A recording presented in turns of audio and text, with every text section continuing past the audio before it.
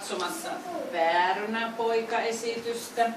Ollaan käyty Fatserilla, Heurekassa, lastenpäiväkonsertissa kirkolla.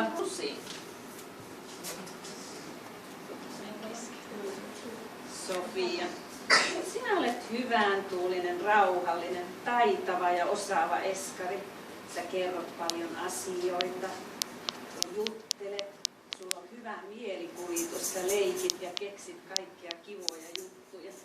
Tarinoita kerrot ja leikeissä erilaiset juonet laukkaavat. Hyvää matkaa kouluun.